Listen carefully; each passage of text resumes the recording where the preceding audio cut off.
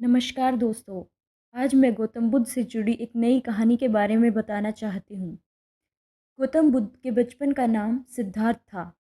सिद्धार्थ नाम का अर्थ है वह जिसने अपनी सभी इच्छाओं को पूरा कर लिया। यह नाम उनके पिता राजा सुद्धोधन ने रखा था, क्योंकि जब बुद्ध का जन्म हुआ तब सभी ज्योतिषियों और विद्वानों ने यह भविष्यवाणी की थी कि वह बालक बड़ा होकर एक महान सन्यासी बनेगा। लेकिन राजा शुद्धोधन को यह बात बिल्कुल पसंद नहीं आई। वे अपने पुत्र को एक वीर और महान सम्राट के रूप में देखना चाहते थे, न कि किसी फकीर के रूप में। इसलिए उन्होंने सिद्धार्थ को भव्य महल में रखा, जहाँ चारों ओर सुख सुविधाओं की भरमार थी। उन्होंने यहाँ तक ध्यान रखा कि सिद्धार्थ को कभी दुख या तकलीफ की अनुभूति तक न हो।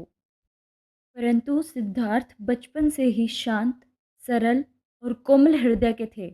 उनके भीतर दया, करुणा और प्रेम का सागर उमड़ता रहता था। एक दिन की बात है, सिद्धार्थ महल के उपवन में ध्यान मग्न बैठे थे। तभी अचानक आकाश से एक घायल हंस उनके सामने आ गिरा। उस दृश्य ने उनका ध्यान भंग कर दिया। उन्होंने अपनी आंखें खोली तो देखा एक सफ़ेद हंस, जिसके पंख से खून टपक रहा था, तीर के वार से बुरी तरह घायल था और दर्द से तड़प रहा था। यह दृश्य देखकर सिद्धार्थ का करुणामय हृदय द्रवित हो उठा। उन्होंने तुरंत उस हंस को अपनी गोद में उठा लिया। धीरे धीरे उसके पंखों को सहलाने लगे, मानो उसे सांत्वना दे रहे हों। फिर वे पास के सरोवर पर गए, जहाँ उन्होंने बहुत सावधानी से उसका घाव धोया और धीरे से तीर निकाला। तीर निकालते ही हंस दर्द से फड़फड़ाने लगा, पर सिद्धार्थ ने उसे प्यार से सहलाया और घाव पर पट्टी बांध दी। उसी समय सामने से उनका चचेरा भाई देवदत्त आते दिखाई दिया। उसने जैसे ही सिद्धार्थ के हाथों में हंस देखा, उसकी आंखों में चमक आ गई। देवदत्त बोला, सिद्धार्थ, यह हंस मेरा है। मैं इसे बहुत देर से ढूंढ रहा था। यह मेरा शिकार है। मैंने ही इसे तीर से मारा था। अब इसे मुझे दो। सिद्धार्थ ने शांति से कहा, नहीं देवदत्त, यह हंस अब मेरा है। अगर मैं समय पर इसका उपचार न करता तो यह कब का मर चुका होता। जीवन देने वाला हमेशा बड़ा होता है।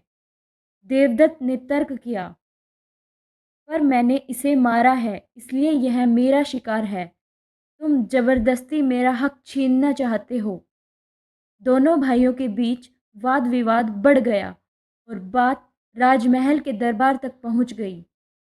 राजा सुद्धोधन ने दोनों की बातें ध्यान से सुनी। फिर कुछ देर विचार कर बोले, देखा जाए तो यह हंस देवदत्त का शिकार है, इसलिए पहला अधिकार उसी का लगता है। लेकिन जिसने किसी मरते हुए प्राणी को जीवन दिया, उसका स्थान सदा ऊंचा होता है। जीवन देने वाला मारने वाले से कहीं बड़ा होता है। इसलिए यह हंस सिद्धार्थ का हुआ। राजा का निर्णय सुनकर सिद्धार्थ के चेहरे पर आनंद और शांति की चमक आ गई। उन्होंने बड़े प्यार से उस हंस को सहलाया, मानो कह रहे हो, अब तुम सुरक्षित हो। शिक्षा, मारने वाले से बचाने वाला सच्चा महान होता है।